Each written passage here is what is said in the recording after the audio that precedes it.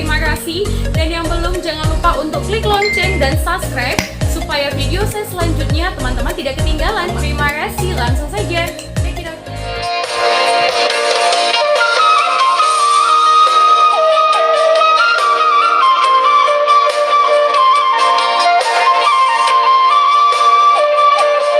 Sejarah Raja Sonang dan silsilah marga Gultom.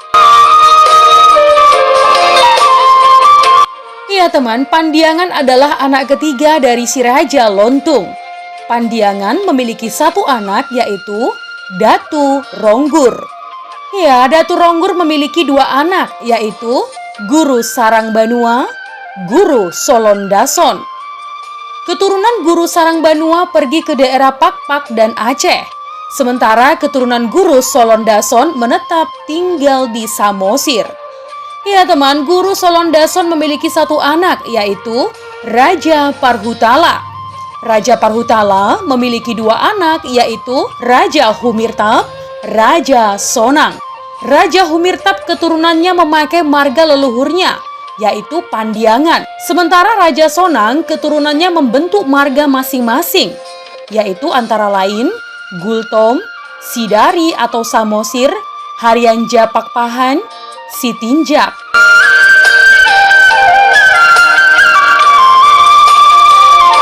Demikian juga marga-marga lain, mereka banyak yang membentuk marga masing-masing.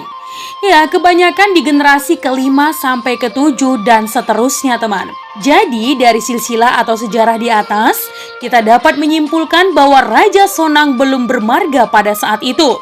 Dan sebagai buktinya, keturunan Sarangbanua tidak semua bermarga Pandiangan. Sementara Sarangbanua adalah saudara kandung dengan Guru Solondason. Demikian juga halnya dengan Raja Humirtab dan Raja Sonang. Mereka adalah saudara kandung, namun keturunannya belum tentu satu marga. Iya, karena pada saat itu Raja Parhutala belum membentuk marga. Jadi kesimpulannya teman, keturunan dari Raja Sonang tidak berhak memakai marga Pandiangan karena mereka sudah membentuk marga masing-masing. Keturunan Raja Humirtab juga tidak berhak memakai marga dari keturunan Raja Sonang karena keturunannya sudah membentuk marga mereka masing-masing.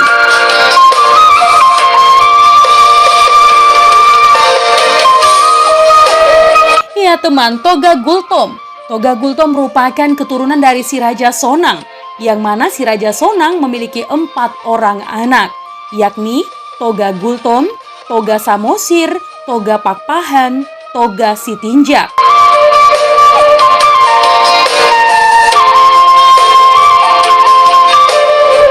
Ya, Toga Gultom adalah keturunan nomor 1 dari si Raja Sonang.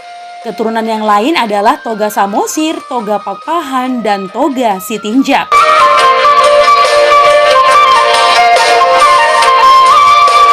Pada zaman dahulu kala teman, manusia di bumi ini masih sedikit. Si Raja Sonang membagi-bagi daerah kekuasaannya kepada 4 putranya. Ya, Toga Gultom mendapat bagian di suatu tempat di Pulau Samosir yang bernama Tujuan Laut. Tempat ini adalah daerah pertama yang diduduki oleh Toga Gultom. Nah teman, Toga Gultom memiliki 4 orang anak, yaitu Huta Toruan atau Tujuan Laut, Huta Pea, Huta Bagot, Huta Balian. Ya, seluruh keturunan Toga Gultom hidup di Tujuan Laut. Dan setelah mereka menjadi banyak, mereka membuka lahan yang ada di sekitarnya, yaitu si Tamiang yang diberikan kepada Huta Toruan.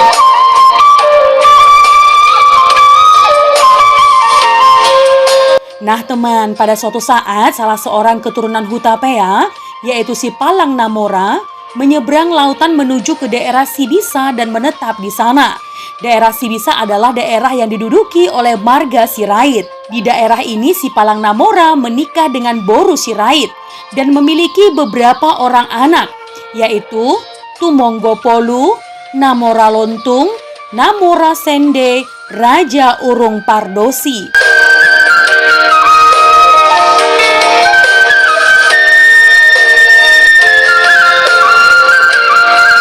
teman, keadaan ekonomi keluarga si Palang Namora ini berkembang dengan baik dan menjadi jauh lebih baik dibandingkan dengan perekonomian anak lelaki dari keluarga Sirait. Nah, hal ini menimbulkan ketakutan pada keluarga Sirait, sehingga mereka berusaha agar si Palang Namora meninggalkan kampung mereka. Ya teman, pada akhirnya si Palang Namora meninggalkan daerah Sibisa dan kembali ke Pulau Samosir. Akan tetapi salah seorang anaknya tidak bisa ikut, ya Raja Urung Pardosi. Karena pada saat itu Raja Urung Pardosi sedang menimba ilmu Hadatuwon di daerah Hatinggian.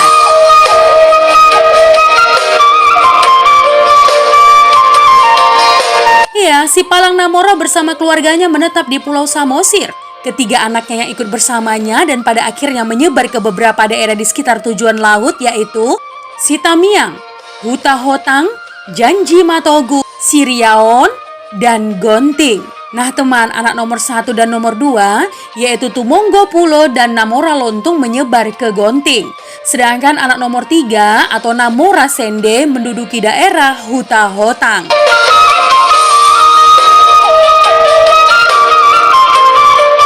Selanjutnya, penyebaran keturunan Gultom Hutapea ke daerah Janji Matogu dan Siriaon. Nah, penyebaran ke daerah ini dimulai dari keturunan Ompu Sarwambosi atau Raja Nairinggit, yaitu keturunan Gultom Hutapea generasi ke-10 dari anak ketiga si Palang Namora.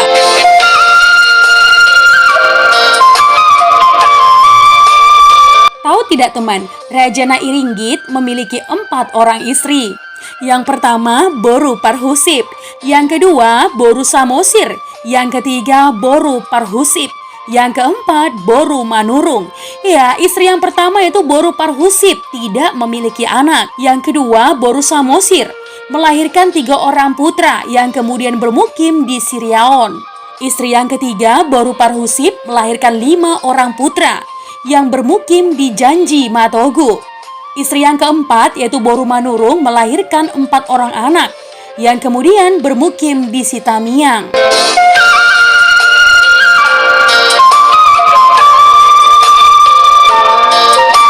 Nah teman, masing-masing anak tadi menjadi cikal bakal penyebaran marga Gultom. Ya, marga Gultom Hutapea merupakan suatu marga yang berimigrasi dari Samosir.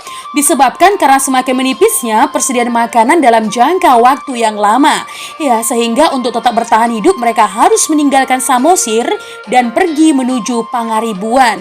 Pangaribuan adalah sebuah kecamatan yang terletak di selatan Tapanuli Utara. Ibu kota kecamatan ini berada di desa Pakpahat.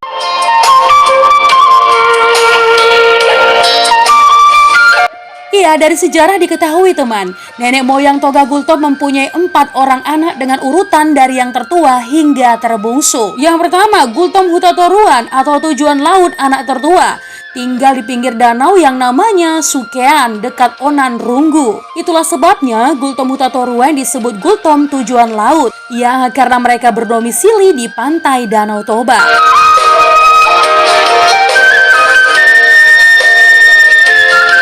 Yang kedua, Gultom Hutapea. Anak kedua menetap di Goting yang artinya bukit. Nah teman, kampung ini terletak di perbukitan yang ada airnya. Makanya disebut Hutapea. Pea artinya adalah air.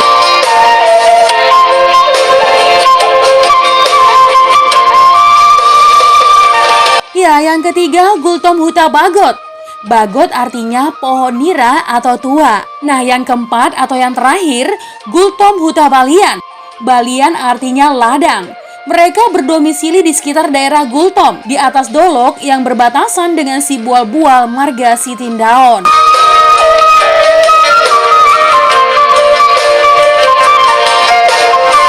Nah teman, di Goting artinya di dolok. Terdapat kuburan bersama dari keturunan Raja Sonang. Diduga bahwa di sanalah Toga Gultom berdomisili dan akhirnya menyebar dan menempati daerah Sigaol, Pangaribuan, Pahae, dan ke seluruh penjuru dunia.